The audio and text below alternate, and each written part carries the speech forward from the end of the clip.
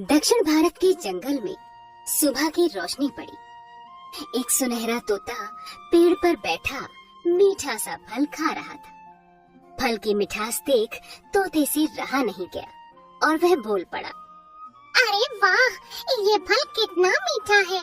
मैं अपने बच्चों के लिए भी ये फल ले जाऊंगी। ये सोचती हुई वो बहुत खुश हो रही थी। तभी वहाँ पर एक सुंदर सी कोयल आ जाती है। दोस्त, ये क्या, तुम अकेले ही सारा फल खाए जा रही हो? हाँ बरली, फल बहुत मीठा है, इसलिए खाती ही जा रही हूँ। और सुनाओ, तुम कैसी हो और तुम्हारे बच्चे कैसे हैं? मेरे बच्चे अच्छे हैं और दोनों दिन भर खेला करते हैं। शाम को घोंसले पर आ जाते हैं। और सुनाओ, तुम्हारे बच्चे कैसे हैं? तुम्हारे भी तो दोनों बेटे हैं। भगवान की दया है, वो दोनों भी बहुत अच्छे हैं। इस तरह दोनों बातें कर रही थीं। तभी वहाँ टुनी चिड़िया आ जाती है। चिड़िया बोलती है, अरे तुम दोनों यहाँ पर, वो भी एक साथ। कैसे हो तुम दोनों? आजकल दिखते ही नहीं। टुनी चिड़िया को देख वो दोनों बहुत खुश हो रही थीं। टुनी, तुम्हारी बेटी और शरारती बेटा कैसा है? सुना है तुम्हारा बेटा और बेटी बहुत झगड़ते हैं। अगर ऐसा ही चला तो वो दिन दूर नहीं जब तुम्हें अकेला रहना पड़ेगा। और वैसे भी तुम्हारा पति भी बीमार रहता है। ऐसा सुनकर चिड़िया वहाँ से उड़कर चली गई। तोता और कोयल एक दूसरे की ओर देखते हुए कहने लगे, बेचारी, लगता है बुरा मान गई। चिड़िया सीधा अपने घोंसले पर पहुँची। वहाँ जाकर देखा तो दोनों बच्चे झगड़ा कर रहे थे। वो दोनों छोटे थे, उड़ भी नहीं सकते थे। कभी दोनों आहार के लिए झगड़ते थे तो कभी बाहर घूमने के लिए। टुनी चिड़िया अपने पति से बोली, सुनते हो, मेरी और भी सहेलियां हैं। उनके बच्चे तो कभी ऐसे नहीं झगड़ते हैं, फिर हमारे ऐसे क्यों झगड़ते हैं? क्या करें इन दोनों का? तभी वहाँ पर उसकी पड़ोसन टुनटुन चिड़िया आती है और चिड़िया उसको सारी बात बताती है कि उसके बच्चे कब शांत होंगे। टुनटुन चिड़िया ने सुझाव दिया, एक काम करो चिड़िया, तुम्हारे एक बेटा और एक बेटी, ये दोनों साथ में रहेंगे तो हमेशा झगड़ा करेंगे। एक काम करो, इन दोनों को अलग कर दो। चिड़िया बोली, पर मैं अपने बच्चों को अलग कैसे करूं? हे भगवान, ऐसा पाप भी नहीं कर सकती। तभी टुनटुन, जो पड़ोसी चिड़िया थी, वो बोली, तुम्हारी बेटी है, इसको कहीं दूर ले जाओ। वैसे भी बेटा तुम्हारे पास में रहेगा तो तुम्हारे सुख दुख में काम आएगा। कभी तुम पति पत्नी बीमार पड़ गए तो तुम्हारी सेवा करेगा। वैसे भी तुम्हारी बेटी तो एक दिन दूसरे घर चली ही जाएगी। ऐसे ही दोनों ने उसकी बात को ध्यान से सुना और कुछ दिन बाद टुनी चिड़िया अपनी बेटी से बोली, तुम दोनों अभी कितने छोटे हो और उड़ भी नहीं पाते। आज मैं तुम्हें कहीं बाहर घुमाने ले जाऊंगी। फिर टुनी चिड़िया अपनी बेटी को अपने पर के ऊपर बिठाकर बाहर घुमाने के लिए लेकर चली गई। तभी थोड़ी सी दूर जाने के बाद बेटी को भूख लगी। बेटी बोली, माँ, मुझे बहुत भूख लगी है, कुछ खाने को दो ना माँ। ये सोचकर चिड़िया ने वहीं दूर एक चील का घोंसला देखा और अपनी बेटी को वहाँ पर बिठा दिया। चिड़िया बोली, तुम यहीं पर रुको, मैं तुम्हारे लिए खाना लेकर आती हूँ। जी हाँ, मैं यहीं पर हूँ, आपका इंतजार करूँगी। उसके बाद चिड़िया वहाँ से चली गई। शाम होने को आई पर उस बच्चे की माँ का कोई पता नहीं। माँ, तुम कहाँ चली गई हो माँ? अब तो आ जाओ, बहुत देर हो गई है माँ। इतनी देर में चील घर पर आ पहुँची। अरे ये किसका बच्चा है और मेरे घोंसले में क्या कर रहा? अच्छा है शिकार खुद पास में आया है। मेरी माँ कहीं चली गई है, शाम होने को आई है। माँ, कहाँ चली गई हो?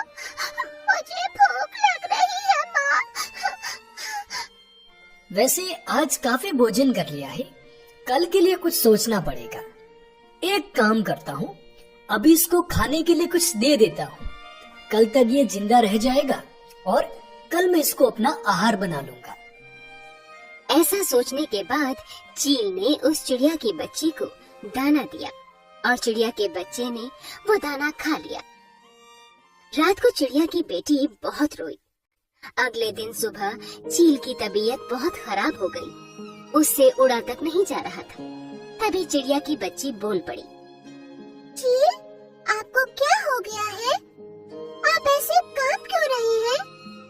अब चिड़िया की बच्ची ने सोचा, चील बहुत बीमार लग रही है, क्या करूं? किसी वैद्य को बुलाना पड़ेगा, पर कैसे?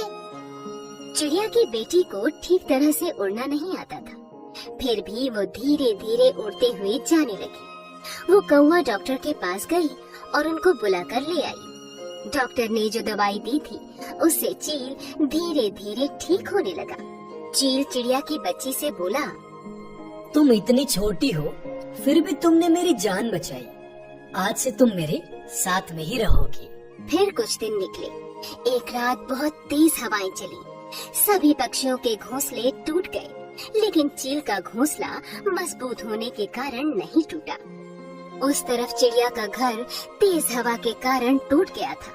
पेड़ भी नीचे गिर गया था और हादसे में उसके बेटे और पति दोनों की मौत हो गई थी।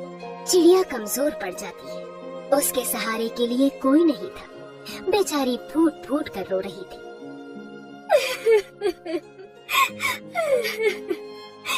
न जाने भगवान मुझसे किस जन्म का बदला ले रहे हैं। मेरी जिंदगी में यहाँ कोई नहीं बचा। तभी वहाँ उस चिड़िया की बेटी उड़ते हुए आ जाती है। अब वो भी बड़ी हो चुकी थी और उड़ने के लायक थी। वह अपनी माँ के पास आकर बोलती है, माँ, तुम इतना रो क्यों रही हो? क्या हुआ माँ? और मेरे पिताजी और भाई कहाँ हैं? और मेरा घर भी टूट गया। बताओ ना माँ, क्या हुआ? माँ ने सारी बातें बताई। ये सुनकर बेटी भी बहुत दुखी हुई, पर बेटी कर भी क्या सकती थी। फिर चिड़िया की बच्ची ने कहा, चलो माँ, आज से हम साथ में रहेंगे।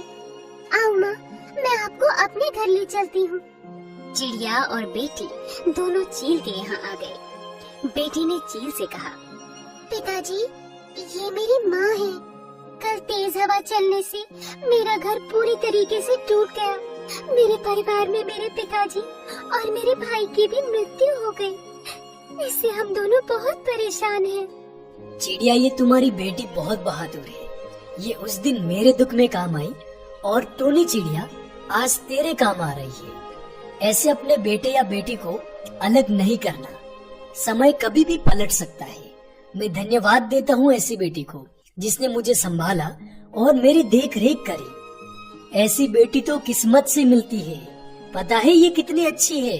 ऐसा एक दिन नहीं निकला जब इसने मेरी सेवा न करी हो। ये सुनकर चिड़िया ने कहा, बेटा, मुझे माफ कर दे। मैंने तुझे खुद से दूर रखा। मैंने वो किया जो कोई माँ नहीं कर सकती। हो सके तो मुझे माफ कर दो बेटा। जो हुआ वो कल था। बीती सारी बातें भूल जाओ और हमारे साथ यहीं पर खुशी से रहो। उस दिन से वो तीनों वहीं खुशी से रहने लगे और अपना जीवन व्यतीत करने लगे।